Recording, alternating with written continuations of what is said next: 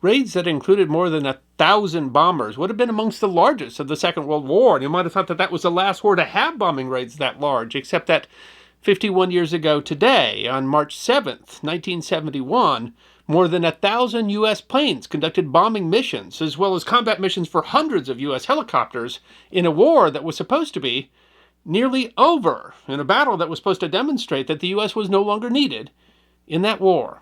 Operation Lam Son 719 is little remembered and poorly understood, but it might have represented a final turning point in America's war in Vietnam. It is history that deserves to be remembered.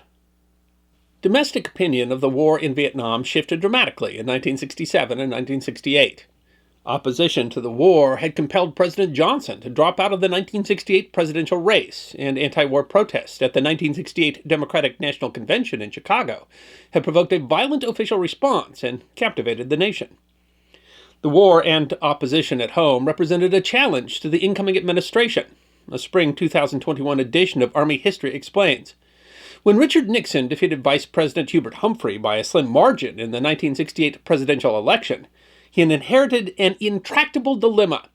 Steps he might take to win the war in Vietnam might unsettle the home front, but measures to quiet domestic unrest would likely weaken the U.S. South Vietnamese position in the war.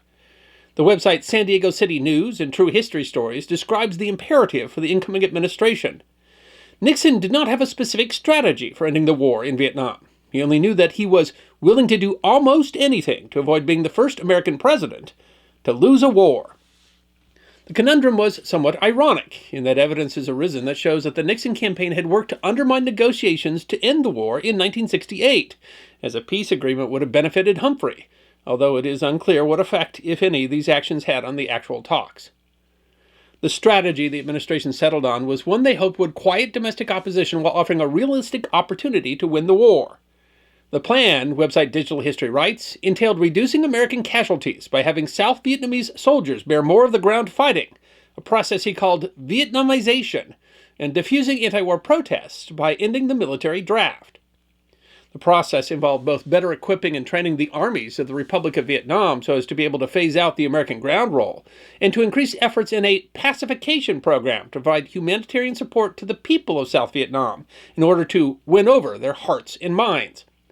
Combined with a broader strategy of détente that the administration hoped would win support from the Soviets and Chinese to pressure North Vietnam, the hope was to force peace talks from a position of strength.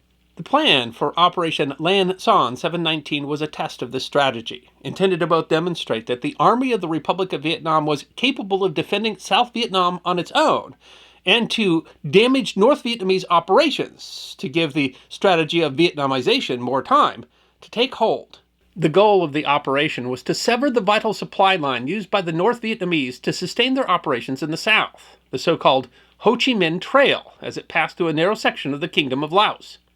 The Defense POW MIA Accounting Agency explains the goals of the operation.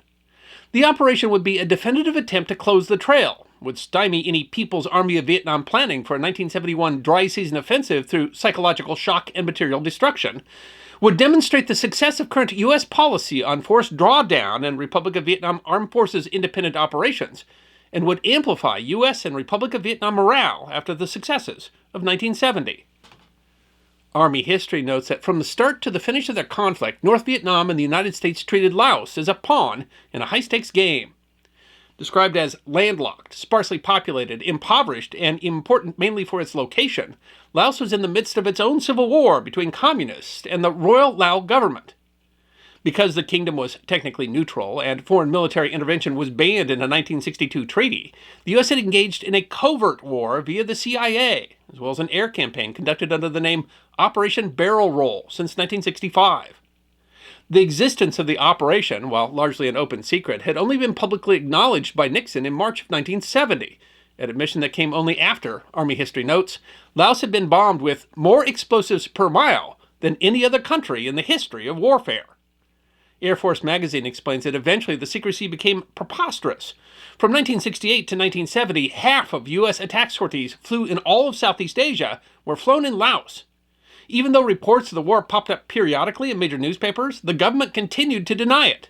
As a result of public revelations about secret operations in Laos and Cambodia, Congress had used the power of the purse to forbid American ground operations in Laos. But the Laotian Panhandle became a cause of concern. The 1984 book, The United States Air Force in Southeast Asia, 1961 to 1973, explains. There was evidence of considerable stockpiling around Chechapone, a supply hub on the upper end of the Ho Chi Minh Trail, not far from the DMZ. The enemy seemed to be preparing for a major ground offensive into South Vietnam's two northernmost provinces. As the enemy buildup grew, U.S. and South Vietnamese authorities decided to conduct a military thrust across a portion of the Ho Chi Minh Trail towards Chechapone, with the objective of thwarting the NVA attack and cutting a segment of the infiltration route. Because Congress had prohibited the use of American ground forces in Laos, only South Vietnamese troops were committed to the invasion, supported primarily by U.S. air power. The threat was real and the goal ambitious. Army history writes, North Vietnam had shifted the center of its logistical operations to Laos and mounted a huge logistics buildup and counteroffensive that had put Laotian forces on the run. By this time, U.S. troops in South Vietnam had been reduced to about half the number that they'd been when Nixon took office. Disruption of supply operations in Laos could ease the threat to South Vietnam. It might even persuade Hanoi to accept a peace proposal.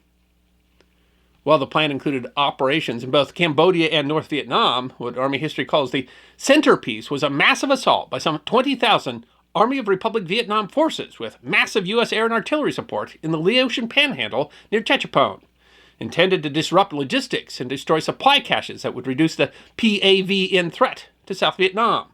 It was assumed that PAVN forces would be caught off guard in the open, where they would be vulnerable to U.S. air power. But the plan faced significant challenges, Army history writes. The operation was to be carried out on ground familiar to the enemy, mountainous terrain with heavy vegetation.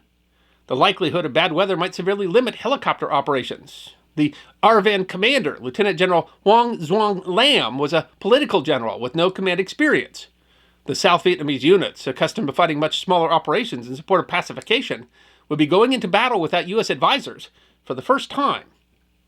In addition, coordination between South Vietnamese and Laotian forces in the operation was poor, and to make matters much more dangerous, PAVN intelligence had numerous sources in the South and was apparently fully aware of the operation. Moreover, the San Diego City News and True History Stories opines, the ground troops Nixon sent into Laos were heavily overmatched, something recent history had proven time and time again in Laos and in the Vietnam War in general. These forces were not only outnumbered by their communist adversaries, but were also outgunned, much less experienced, and at that point in the war were demoralized and lacked the war-hardened instinct that the North Vietnamese had developed by that point in the war. In fact, many administration officials, including Army Chief of Staff General William Westmoreland and Secretary of Defense Melvin R. Laird, had expressed their doubts about the operation. However, there were many in the military and administration who had growing confidence in the Army and Air Force of the Republic of Vietnam, who were, Army history writes, remarkably bullish. Nixon was apparently as afraid of inaction as action, and seemed to assume that any negative publicity could be reduced by announcements of more U.S. troop reductions. Author Robert Dallek wrote in his 2007 book Nixon and Kissinger that Nixon had said in December 1970 that, right now, there's a chance to win this goddamn war. A U.S. operation called Dewey Canyon 2 was initiated to secure the route to Laos, establish air bases to support the operation, and bring in ARVN troops and supplies, and the operation officially kicked off on February 2nd. Army history notes that the Laotian border was marked by signs that said no U.S. personnel permitted beyond this point on one side, and cheekily scrawled on the other side, no North Vietnamese troops permitted beyond this point. Initially, the advance was hampered more by poor roads and weather than the PAVN resistance, which was sporadic. But General Lam and Republic of Vietnam President Nguyen Van Thieu were cautious, with Thieu afraid that any significant losses would imperil his re-election in the fall. Lam paused, a move which Army history writes surrendered the initiative to the enemy and left ARVN troops exposed and surrounded by PAVN forces on three sides. The PAVN moved in significant forces, and the battle became a slugfest where, Army history writes, at times as the battle raged, the PAVN had as much as an advantage of 6-1 in troop strength. Losses mounted, and the ARVN was pushed back along the route. Realizing a potential disaster, Thieu decided that Lam should make an immediate push for Chechapone, allowing them to declare victory before withdrawing. Troops were moved by helicopter air assault. Larry Freeland, who served in the battle as a helicopter pilot with the 101st Airborne Combat Aviation Group, wrote in Military History Now, American air crews who found themselves flying against some of the most intense anti-aircraft and ground fire they'd faced in Southeast Asia. During their missions, they flew through machine guns, small arms, and RPG fire. Their LZs were frequently targeted by enemy mortar rounds and artillery shells, and in some cases were threatened by enemy tanks. ARVAN troops took the nearly deserted town 51 years ago today, on March 7th. That day, a New York Times headline read, 1,000 U.S. planes bomb foe in Laos and Cambodia. The paper noted that there are 1,200 to 1,500 American planes available for use in South Vietnam, but some were held in reserve, apparently for use against surface-to-air missile sites in North Vietnam should they threaten United States bombers attacking targets along the border. The raids were mounted from at least 4 bases in Thailand, half a dozen bases in South Vietnam, and from carriers of the 7th Fleet in the Gulf of Tonkin. The Fort Myers, Florida News Press added, in addition, U.S. helicopters are flying thousands of support missions, including gunship, troop lift, resupply, and medical evacuation. Despite the precarious position, the battle was being reported as a victory in the United States. The March 7th edition of the Lubbock Avalanche Journal reported South Vietnamese hold key trail point. The story reported that a government spokesman said that the drive into the area had netted a significant amount of war booty. And in addition to the role of Techapone in the enemy supply network, the seizure of the town was seen as a psychological lift for the South Vietnamese. The news press quoted General Lam. The North Vietnamese are being reinforced north of Techapone, but we can handle it. We can react to anything they do. We caught the North Vietnamese by surprise by sending 2,000 men into Techapone in 2 days. We occupy the city. We have between 20,000 and 24,000 men in Laos. An Associated Press reporter said that looking at Techapone, he could see giant clouds of smoke from bombs and rockets fired by U.S. fighter bombers and helicopter gunships. An ARVAN brigadier general was quoted saying, "We hurt them very bad, so that it will take over a year for them to get reestablished." But the situation was decidedly more dire. The Army News called the taking of the town a moment of contrived success. By this time, the PAVN had a 3-to-1 advantage in troop strength and was also better acquainted with the terrain. The U.S. wanted the ARVAN to bring in reinforcements and stay in Techapone for the dry season and destroy supply catches, but Thieu and Lam were unwilling to risk more troops. Lam decided to withdraw, but Army history notes the withdrawal plan was based on wishful thinking rather than hard realities. When Hanoi saw its opponents retreating, it went for the jugular, ordering its forces to win this decisive battle, no matter how many troops and how much equipment and supplies we have to mobilize to do it, and no matter how great our losses. In time, the Army News writes, the withdrawal turned into a rout. The remaining ARVAN troops had retreated back across the border by March 25th, 10 days of hard fighting after the withdrawal was announced. The losses were staggering. Army history reports the most reliable numbers showed ARVAN losses at 3,800 dead, 5,200 wounded, and 750 missing, a casualty rate of nearly 50%, while the U.S. listed 253 Americans killed in action. Freeland writes that American helicopter crews would pay a terrible cost. Many of them who flew in and out of Laos estimated their odds of survival were little better than 50-50. The U.S. reported a loss of 6 fighter bombers and 117 helicopters, with an additional 601 helicopters damaged. Freeland describes the battle as the battle that decimated America's helicopter force in Vietnam. Still, PAVN losses were as high as 10,000, and HistoryNet writes, there is ample evidence that the operation at least temporarily disrupted the PAVN buildup in Laos, costing the communists dearly in men and equipment that probably would have been used in a major enemy offensive in 1971. While South Vietnamese losses had been severe, North Vietnamese forces had suffered as badly, if not worse, losing by some counts up to 1/2 of the troops committed to the operation. President Thieu was enthusiastic, calling the battle the biggest victory ever, a moral, political, and psychological Dien Bien Phu. Nixon was also upbeat, saying in a televised address on April 7th, "Tonight I can report that Vietnamization has succeeded." But HistoryNet notes, PAVN casualties inflicted notwithstanding, the operation had a devastating effect on South Vietnamese morale and esprit.